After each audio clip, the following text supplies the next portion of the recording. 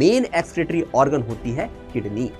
इसके अलावा यूरेटर पाया जाता है, यूरिनरी ब्लैडर पाया जाता है और यूरेथ्रा भी पाया जाता है। ये किडनी हम ह्यूमन के अंदर में पाई जाने वाली पेयर्ड ऑर्गन होती है।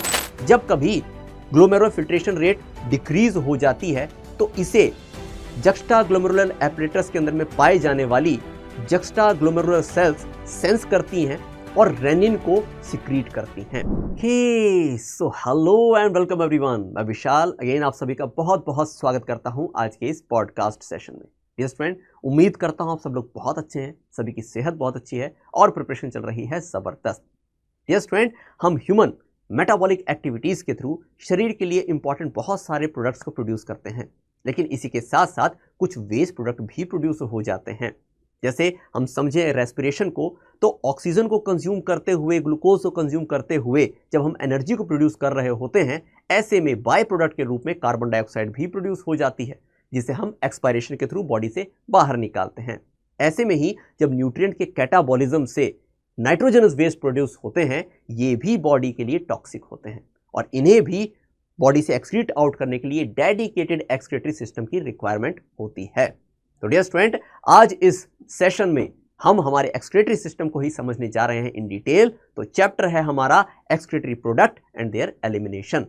इस चैप्टर के वेटेज को लेकर हम बात करें तो नीट के हर एग्जामिनेशन में लगभग 2 क्वेश्चन यहां से आने की संभावना रहती है। तो सॉलिडिफाई कर लेते हैं हमारे इन मार्क्स को through detail discussion of this chapter in this podcast session. तो डियर स्टूडेंट, सबसे पहले इंट्रोडक्टरी फेज में बात आती है कि नाइट्रोजनस वेस्ट कितने तरह के होते हैं।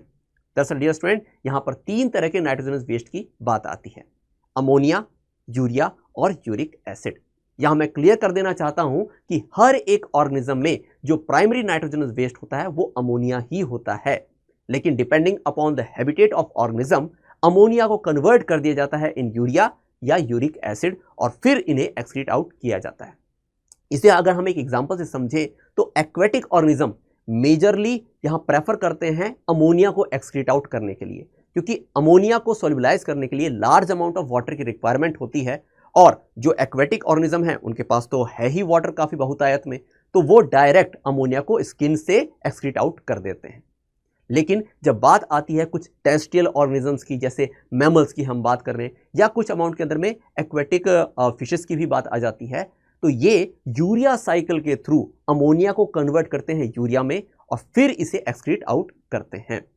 ऐसे में ही जब बात आती है कुछ रेप्टाइल्स की या बर्ड्स की या इंसेक्ट्स की, तो वो यूरिक एसिड के फॉर्म में नाइट्रोजनस वेस्ट को बॉडी से बाहर निकालते हैं। तो इन्हीं आधार पर इन ऑर्गेनिजम्स को हम इन 3 कैटेगरीज में रख सकते हैं। जब कोई ऑर्गेनिज्म अमोनिया को एक्सक्रीट आउट करता है तो उसे हम अमोनोटिलिक कहते हैं। जब कोई ऑर्गेनिज्म यूरिया को एक्सक्रीट आउट करता है तो उसे यूरियोटिलिक कहा जाता है और यूरिक एसिड को एक्सक्रीट करने वाले ऑर्गेनिजम्स को यूरिकोटिलिक कहा जाता है। तो इस बेसिक इंट्रोडक्शन के बाद अब हम यहां पर फोकस करने जा रहे हैं ह्यूमन एक्सक्रीटरी सिस्टम के ऊपर में। हम ह्यूमन के अंदर में एक well developed excretory system exist करता है, जहां मेन एक्सक्रीटरी ऑर्गन होती है किडनी। इसके अलावा यूरेटर पाया जाता है, यूरिनरी ब्लैडर पाया जाता है और यूरेथ्रा भी पाया जाता है। तो डियर स्टूडेंट, सबसे पहले और मेनली हम फोकस करेंगे किडनी के ऊपर। दरअसल डियर स्टूडेंट, ये किडनी हम ह्यूमन के अंदर में पाई जाने वाली पेयर्ड ऑर्गन होती है, जिसकी अगर हम पोजीशनिंग को लेकर बात करें तो ये हमारे लास्ट थोरेसिक और थर्ड लंबर वर्टिब्री के पास में एग्जिस्ट होती है। साथ ही साथ अगर हम बॉडी के रेस्पेक्ट में बात करें तो ये हमारे लेटरल और डॉर्सल पार्ट के ऊपर में एग्जिस्ट करती है, जहां फ्लोटिंग रिब्स इसे आउटर कवरिंग दे रही होती, इसे प्रोटेक्शन दे रही होती हैं। ये स्टूडेंट, ये साइज के अंदर में अगर आप देखें तो लगभग ये 10 से 12 सेंटीमीटर लेंथ में, 5 से 7 सेंटीमीटर विड्थ में और 2 से 3 सेंटीमीटर थिकनेस में होती हैं, एक बीन शेप्ड साइज में। यस स्टूडेंट, यहां पर एक साइड इसकी कनकेव होती है और एक साइड कन्वेक्स होती है। जहां पर जो इसकी कनकेव साइड होती है इसे हम हाइलम भी कहते हैं। ये दरअसल वही पार्ट है जहां से होकर रीनल आर्टरीज, रीनल वेन्स और यहां तक कि यूरेटर भी किडनी से एडजॉइन रहता है। तो डियर स्टूडेंट, अब इस चीज को समझते हुए एक और बात पे हम फोकस करें तो हमारी राइट और लेफ्ट किडनी में भी इनकी पोजीशनिंग में थोड़ा सा डिफरेंस हमें देखने के लिए मिलता है। जहां पर राइट किडनी हमारी थोड़ी सी लोअर होती है as compared to left kidney. Yes student, इससे फर्दर आगे बात करते हुए किडनी के स्ट्रक्चर को और डिटेल में समझते हैं। तो डियर स्टूडेंट, किडनी आउटर अगर हम कवरिंग की बात करते हैं तो यहां ये एक फाइब्रस टफ कैप्सूल से कवर्ड होती है और उसके बाद शुरू हो जाती है रीनल कॉर्टेक्स रीजन, जो कि आउटर रीजन होती है किडनी की। फिर सेंट्रल रीजन होता है रीनल मेडुला। अगर हम यहां पर बात करते हैं रीनल कॉर्टेक्स की, तो रीनल कॉर्टेक्स वो मेजर रीजन है जहां पर तो किडनी के मेन फंक्शनल पार्ट जो कि होते हैं नेफ्रॉन्स, वो मेजर तौर पर हमें कॉर्टेक्स में ही देखने के लिए मिलते हैं। हालांकि उनका कुछ रीजन मेडुला में भी पाया जाता है, बल्कि मैं कहूं तो इसका फाइनल जो हिस्सा होता है जिसे कलेक्टिंग डक्ट कहा जाता है, वो यहां पर मेडुला रीजन में एंटर कर जाता है, जहां पर ये आते हैं मेडुलरी पिरामिड्स में। मेडुलरी पिरामिड्स के अंदर में कलेक्टिंग डक्ट ऑफ बेरेनी से होकर माइनर कैलिक्स से अटैच होती हैं और मल्टीपल माइनर कैलिक्स मिलकर मेजर कैलिक्स बनाती हैं और फाइनली मेजर कैलिक्स कंबाइंड होकर रीनल पेल्विस के थ्रू यूरेटर से कनेक्ट होती हैं। तो ऐसे में जब नेफ्रॉन्स में यूरिन प्रोड्यूस हो रही होती है तो वो इसी पाथवे को फॉलो करते हुए फाइनली यूरेटर से होकर यूरिनरी ब्लैडर तक पहुंचती है, जहां पर यूरिथ्रा से होकर हम बॉडी से इसे बाहर इजेक्ट आउट कर देते हैं। तो डियर स्टूडेंट, इसे समझते हुए अब हम यहां पर आगे बढ़ते हैं और बात कर लेते हैं स्ट्रक्चर ऑफ नेफ्रॉन के बारे में। नेफ्रॉन्स की संख्या हमारी एक किडनी के अंदर में होती है 1 मिलियन, यानी हम कह सकते हैं कि हमारी दोनों किडनी के अंदर लगभग 2 मिलियन नेफ्रॉन्स पाए जाते हैं। अब इसके स्ट्रक्चर पर हम फोकस करें तो सबसे पहला हिस्सा आता है इसमें मैल्फिजियन बॉडी, जिसे रीनल कार्पसल भी कहा जाता है। इसमें फिर दरअसल दो इंपॉर्टेंट रीजन्स हैं, जो है ग्लोमेरुलस और बोमेन्स कैप्सूल। दरअसल ग्लोमेरुलस जो होता है ये होती है टफ्ट ऑफ कैपिलरीज। जब डियर स्टूडेंट रीनल आर्टरी से होकर ब्लड एंटर कर रही होती है किडनी में, तो ये एफरेंट आर्टरियोल से होकर पहुंचती है ग्लोमेरुलस में, जहां हाई प्रेशर में ये गुजरती है और इफरेंट आर्टरियोल से होकर बाहर जाती है। ऐसे में डियर स्टूडेंट, जब ये हाई प्रेशर से पास ऑन हो रही होती है ग्लोमेरुलस से, तो हमारे प्लाज्मा, जो ब्लड के अंदर प्लाज्मा होता है, उससे छनकर फिल्ट्रेट बोमेन्स कैप्सूल में आ जाता है और अब बोमेन कैप्सूल से होते हुए ये नेफ्रॉन के अगले हिस्से की तरफ में आगे बढ़ता है। अगला हिस्सा आ जाता है यहां पर पीसीटी, यानी प्रॉक्सिमल कॉन्वोल्यूटेड ट्यूब्यूल। ये वो मेजर रीजन है जिससे रीअब्जॉर्प्शन का फंक्शन परफॉर्म होता है। दरअसल डियर स्टूडेंट, हमारे फिल्ट्रेट के अंदर में काफी सारे ऐसे इंग्रेडिएंट्स भी आ जाते हैं जो शरीर के लिए बहुत इंपॉर्टेंट होते हैं, जैसे ग्लूकोज, अमाइनो एसिड्स। तो इनका बॉडी के अंदर में रीअब्जॉर्ब होना बहुत जरूरी है। तो पीसीटी रीजन के ऊपर में यह फंक्शन परफॉर्म होता है। फर्दर आगे बढ़ते हैं तो बात आती है यहां पर U shaped loop of Henley की। दरअसल डियर स्टूडेंट, हमारे पीसीटी से जब फिल्ट्रेट आगे बढ़ता है तो यह पहले जाता है डिसेंडिंग लूप ऑफ हेनले में। डिसेंडिंग लूप ऑफ हेनले में वाटर का मेजर रीअब्जॉर्प्शन होता है ताकि बॉडी के अंदर में वाटर की कहीं कमी ना हो। ऐसे में डियर स्टूडेंट, जब हमारा रीनल फिल्ट्रेट फर्दर आगे बढ़ता है और असेंडिंग लूप ऑफ हेनले से होकर गुजरता है, यहां पर इलेक्ट्रोलाइट का काफी रीअब्जॉर्प्शन होता है, जिसके अंदर सोडियम की बात आती है, क्लोराइड की बात आती है और इससे आगे बात आती है डीसीटी रीजन की, जहां पर कुछ ट्यूबुलर सिक्रीशन भी किए जाते हैं।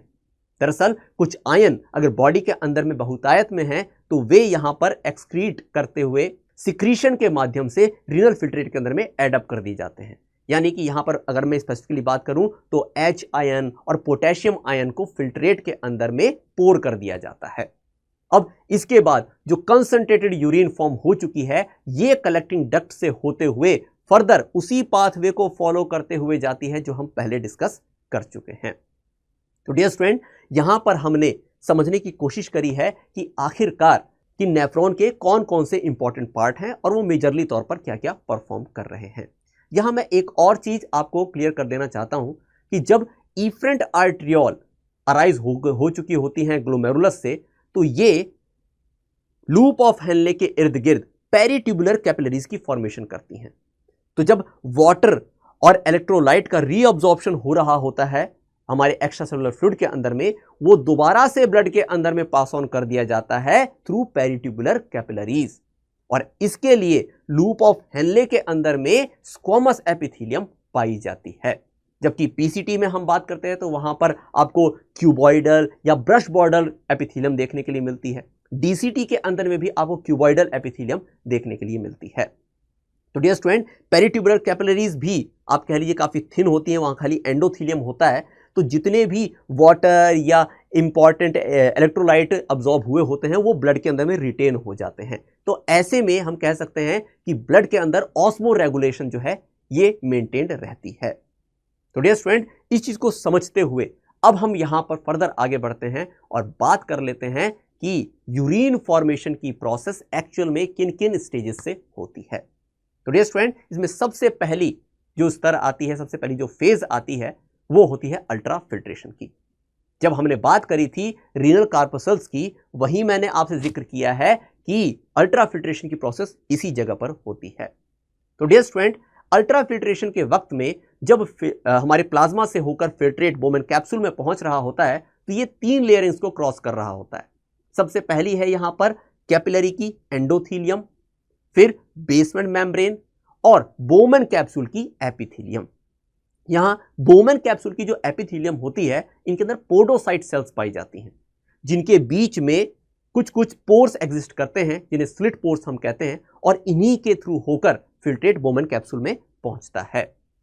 जब डियर स्टूडेंट यहां पर फिल्ट्रेट पहुंच रहा होता है तो ये लगभग 10 mmHg के प्रेशर से पहुंच रहा होता है, और 1 मिनट में जितना फिल्ट्रेट ग्लोमेरुलस से बोमेन कैप्सूल में पहुंचता है उसे कहा जाता है ग्लोमेरुलर फिल्ट्रेशन रेट। अगर हम किडनी के स्तर पर बात करें तो हर मिनट लगभग 125 ml फिल्ट्रेट फिल्टर होकर बोमेन कैप्सूल में पहुंचता है इन ऑल नेफ्रॉन्स। ऐसे में हम कह सकते हैं कि लगभग एक दिन के अंदर 180 लीटर फिल्ट्रेट बोमेन कैप्सूल में फिल्टर होता है। लेकिन अगर हम जब ब्लड की बात करते हैं तो हर मिनट किडनी से लगभग 1100 से लेकर 1200 ml ब्लड पास ऑन हो रहा होता है। ऐसे में हम कह सकते हैं कि लगभग 650 से लेकर 700 ml प्लाज्मा जो है ये हमारी किडनी से होकर पास हो रहा होता है, जिसे कहा जाता है रीनल प्लाज्मा फ्लो। तो डियर स्टूडेंट, यहां पर इस ग्लोमेरुलर फिल्ट्रेशन रेट को समझने के बाद हमें एक और चीज को समझने की जरूरत है कि आखिरकार ग्लोमेरुलर फिल्ट्रेशन रेट रेगुलेट किससे होता है। तो डियर स्टूडेंट, इसे रेगुलेट करने के लिए एक डेडिकेटेड एपरेटस पाया जाता है डीसीटी के ऊपर, जिसे कहा जाता है जक्स्टा ग्लोमेरुलर एपरेटस। जब कभी ग्लोमेरुलर फिल्ट्रेशन रेट डिक्रीज हो जाती है तो इसे जक्स्टा ग्लोमेरुलर एपरेटस के अंदर में पाई जाने वाली जक्स्टा ग्लोमेरुलर सेल्स सेंस करती हैं और रेनिन को सिक्रीट करती हैं। ये रेनिन वैसोकंस्ट्रिक्टर के रूप में काम करता है, जिससे कि आर्टरीज को ये कॉन्ट्रैक्ट करता है और प्रेशर इंक्रीज करने का काम करता है, ताकि जब ग्लोमेरुलस में ब्लड पहुंचे तो वहां पर प्रेशर इंक्रीज रहे और अल्ट्रा फिल्ट्रेशन अच्छे तरीके से हो और ग्लोमेरुलर फिल्ट्रेशन रेट रीटेन कर जाए। तो इसको समझते हुए अब हम यहां पर आगे बढ़ते हैं और यूरिन फॉर्मेशन के अगले फेज के बारे में बात करते हैं, जो कि है ट्यूबुलर रीअब्जॉर्प्शन। डियर स्टूडेंट, जब फिल्ट्रेट पीसीटी रीजन पर पहुंचता है तो यहां पर मेजर रीअब्जॉर्प्शन होता है। जैसे हमने कहा कि फिल्ट्रेट के अंदर प्रेशर के through glucose, amino acid, certain ions भी पहुंच जाते हैं जो कि शरीर को रिटेन करने की जरूरत होती है। पीसीटी वो मेजर रीजन है जहां पर से ये रीअब्जॉर्ब होंगे, और इस रीअब्जॉर्प्शन को फैसिलिटेट करने के लिए पीसीटी के अंदर में ब्रश बॉर्डर एपिथेलियम पाई जाती है। आप यहां पर पाएंगे कि लगभग 70 से 80% रीअब्जॉर्प्शन हो चुका होता है फिल्ट्रेट से। फर्दर अब फिल्ट्रेट आगे बढ़ जाता है जहां पर वो लूप ऑफ हेनले में पहुंचेगा, लेकिन लूप ऑफ हेनले के अंदर में एक डेडिकेटेड आप कह लीजिए फंक्शन परफॉर्म हो रहा है ऑस्मो रेगुलेशन का। उसकी कुछ बातें हम पहले कर भी चुके हैं, पर आगे और इसे हम डिटेल में देखेंगे। तो डियर स्टूडेंट, इससे आगे अगले फेज के ऊपर में हम बढ़ते हैं तो बात आती है यहां पर ट्यूबुलर सीक्रीशन की। जैसे डियर स्टूडेंट हमने कहा कि कुछ आयंस ऐसे भी होते हैं शरीर के अंदर में जिनको रिमूव आउट करने की जरूरत होती है। जैसे हम कहें हाइड्रोजन आयन, पोटेशियम आयन, अगर इनकी शरीर के अंदर में बहुतायत हो गई है तो इन्हें ट्यूबुलर सिक्रीशन के रूप में फिल्ट्रेट में एड ऑन कर दिया जाता है एट डीसीटी लेवल। इसके अलावा क्रिएटिन की भी बात आ जाती है, वो भी कह लीजिए कि यूरिन के अंदर में पोर कर दिया जाता है एट डीसीटी। तो ये ट्यूबुलर सिक्रीशन का पार्ट है। और जब यहां से होकर फिल्ट्रेट आगे बढ़ता है तो ये यूरिन के रूप में कंसंट्रेट हो रहा होता है। ऐसे में डियर स्टूडेंट, हम लोग यहां पर यूरिन फॉर्मेशन को डिटेल में समझ चुके हैं और आई होप ये सबको अच्छे तरीके से क्लियर हो भी चुका है। तो अब आगे बढ़ते हुए डियर स्टूडेंट, हम यहां पर उस इंपॉर्टेंट मैकेनिज्म को समझते हैं जिसके थ्रू बॉडी के अंदर में ऑस्मो रेगुलेशन मेंटेन्ड होती है। दरअसल डियर स्टूडेंट, हमारे नेफ्रॉन के ही लूप ऑफ हेनले का बहुत इंपॉर्टेंट रोल है इसके अंदर में। दरअसल यहां पर जो काउंटर करंट मैकेनिज्म वर्क करता है between loop of Henley and peritubular capillaries, वो ही रेस्पॉन्सिबल है बॉडी के अंदर में ऑस्मो रेगुलेशन मेंटेन करने के। तो चलिए इसे समझ लेते हैं अब हम डिटेल में। डियर स्टूडेंट, जब हम यहां पर ऑब्जर्व कर रहे हैं कि पीसीटी से होकर फिल्ट्रेट एंटर कर रहा होता है लूप ऑफ हेनले में, तो यहां मैं आपको किडनी के विद रिस्पेक्ट भी ये चीज क्लियर कर दूं कि पीसीटी और जो हमारा मेलफिजियन बॉडी होती है ये कॉर्टेक्स के अंदर में लाई कर रही है, लेकिन जो हमारा लूप ऑफ हेनले होता है ये मेडुला रीजन के अंदर में लाई करता है। तो जैसे जैसे फिल्ट्रेट यहां पर लोअर लेवल तक आ रहा होता है in medulla by passing through loop of Henle, ऐसे में वाटर का यहां पर रीअब्जॉर्प्शन होता रहता है। डियर स्टूडेंट, यानी हम कह सकते हैं कि डिसेंडिंग लूप ऑफ हेनले जो होता है ये परमिएबल होता है वाटर के लिए, लेकिन इस दौरान कोई भी यहां पर आयंस का या न्यूट्रिएंट का रीअब्जॉर्प्शन नहीं होता है। तो हम ये पाते हैं कि जैसे जैसे फिल्ट्रेट लूप ऑफ हेनले के लोअर रीजन पर पहुंच रहा होता है, ऐसे में फिल्ट्रेट के अंदर में कंसंट्रेशन आ रही होती है। जैसे वाटर की कमी हो रही है तो कंसंट्रेशन फिल्ट्रेट के अंदर में आयंस का बढ़ रहा होता है। लेकिन अब जब यहां पर बात आती है कि ascending limb of loop of Henley में जब फिल्ट्रेट पहुंचता है, यहां पर से वाटर का रीअब्जॉर्प्शन तो बंद हो जाता है, लेकिन आयंस का अब्जॉर्प्शन शुरू हो जाता है। और इनमें मेजर जो आयंस हैं ये होते हैं sodium ion and chloride ion. इनके लिए यहां पर आप कह लीजिए कि पैसिव ट्रांसपोर्टर्स भी होते हैं, और फर्दर आगे हम रीजन पर ऑब्जर्व करते हैं तो वहां पर एक्टिव ट्रांसपोर्टर्स भी एग्जिस्ट करते हैं। तो जब यहां पर ये आयंस रीअब्जॉर्ब हो जाते हैं इन एक्स्ट्रा सेलुलर फ्लूइड, तो हम पाते हैं कि दोबारा से फिल्ट्रेट अब यहां पर लेस कंसंट्रेटेड हो चुका होता है। तो डियर स्टूडेंट, आप कहेंगे कि सर यहां पर बॉडी के अंदर में रिटेन करने की जो बात है वो आखिरकार अचीव कैसे हो रही है। दरअसल डियर स्टूडेंट, मेड्यूला में जैसे जैसे लूप ऑफ हेनले डाउनवर्ड जाता है, वहां पर कंसंट्रेशन जो एक्स्ट्रासेलुलर मैट्रिक्स की होती है वो बढ़ने लग जाती है। ये लगभग 1200 मिली ऑस्मोल तक पहुंच जाती है। तो ऐसे में हम ऑब्जर्व करते हैं कि जैसे जैसे ये रीजन यहां पर नीचे की तरफ में आ रहा होता है लूप ऑफ हेनले का, तो वाटर को अब्सॉर्ब करने के पीछे भी यही कंसंट्रेशन रेस्पॉन्सिबल होती है, किसकी? एक्स्ट्रा सेलुलर फ्लूइड की। और ऐसे ही जब loop of Henley upper direction में जा रहा होता है असेंडिंग लूप ऑफ हेनले से, तो दोबारा से यहां पर जो कंसंट्रेशन है वो कम होने लग जाती है इन एक्स्ट्रा सेलुलर फ्लूइड। क्यों? क्योंकि जितना भी मेजर आयन का अब्जॉर्प्शन होना है वो इस लेवल तक हो चुका होता है। अब आप कहेंगे कि सर ये एक्स्ट्रा सेलुलर फ्लूइड में जो गया है आयन, ये ब्लड के अंदर कैसे जाएगा? तो अगेन मैं आपको याद दिलाना चाहता हूं डियर स्टूडेंट कि पेरिट्यूबुलर कैपिलरीज भी हमारे इन्हीं लूप ऑफ हेनले के साथ साथ रन कर रही होती हैं इन ऑपोजिट डायरेक्शन। उनका करंट जस्ट ऑपोजिट होता है हमारे लूप ऑफ हेनले के अंदर फ्लो होने वाले रीनल फिल्ट्रेट के फ्लो के अगेंस्ट। तो जैसे जैसे जो जो चीजें अब्सॉर्ब हो रही हैं रीनल फिल्ट्रेट से, वो पास ऑन करी जा रही होती हैं इन पेरिट्यूबुलर कैपिलरीज, और ये ब्लड का हिस्सा बन जाती हैं।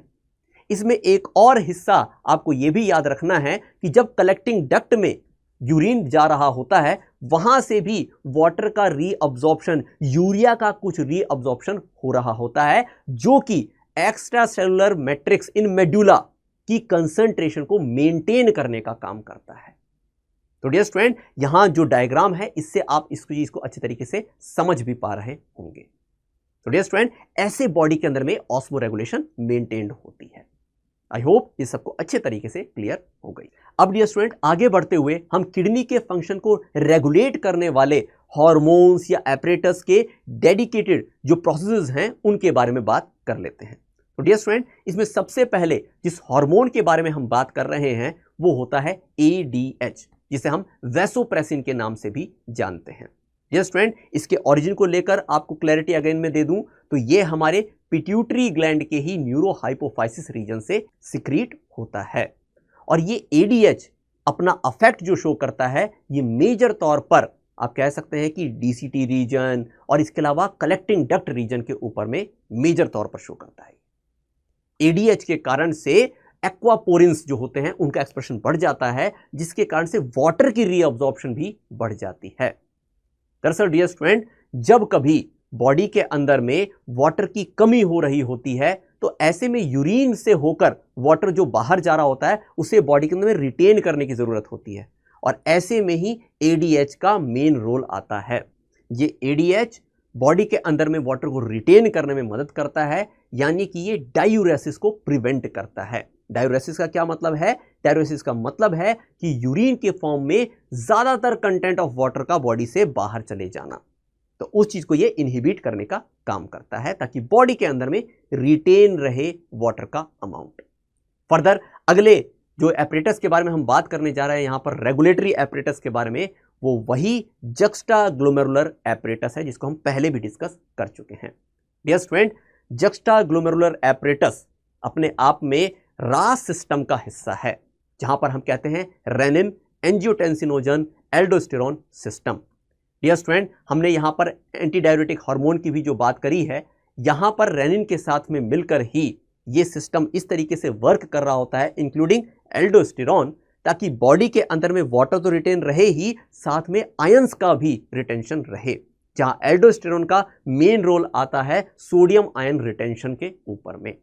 तो जैसे जब वाटर की आप कह लीजिए बॉडी के अंदर में रिटेंशन बढ़ जाती है, तो ऐसे में सोडियम आयन की भी बॉडी के अंदर में रिटेंशन बढ़ने लग जाती है। तो रास सिस्टम जो है ये एक्टिवली तौर पर ना केवल वाटर रिटेंशन बल्कि इलेक्ट्रोलाइट बैलेंस को भी शरीर के अंदर में मेंटेन करने का काम करता है। यहां पर रेनिन के अगर एग्जैक्ट फंक्शन के ऊपर में हम फोकस करते हैं तो रेनिन दरअसल एंजियोटेंसिन को कन्वर्ट करने का काम करता है इन एंजियोटेंसिन 1, जो कि फर्दर आप कह लीजिए एंजियोटेंसिन कन्वर्टिंग एंजाइम्स के माध्यम से एंजियोटेंसिन 2 के अंदर में कन्वर्ट हो जाता है। और इस एंजियोटेंसिन 2 का ही जो रोल है वो वैसोकंस्ट्रिक्टर के रूप में होता है। तो डियर स्टूडेंट, वैसोकंस्ट्रिक्टर होने के कारण से इसका जीएफआर पर भी आप कह लीजिए कि अफेक्ट देखने के लिए मिल जाता है, जो हम पहले भी डिस्कस कर चुके हैं। तो इस तरीके से डियर स्टूडेंट ये सारी चीजें एक कोलैबोरेटेड मैनर के अंदर में, एक आप कह लीजिए कि कोऑपरेटिव मैनर के अंदर में वर्क कर रही होती हैं बॉडी के अंदर में ऑस्मो रेगुलेशन को मेंटेन करने के लिए। फर्दर डियर स्टूडेंट, अगले जो फैक्टर के बारे में हम बात करने जा रहे हैं ये है एट्रियल नेट्रियूरेटिक फैक्टर। ये दरअसल एट्रिया से रिलीज होने वाला एक फैक्टर है जो कि डायूरेसिस को बढ़ाता है, यानी हम कह सकते हैं कि एडीएच के विपरीत काम करता है एएनएफ।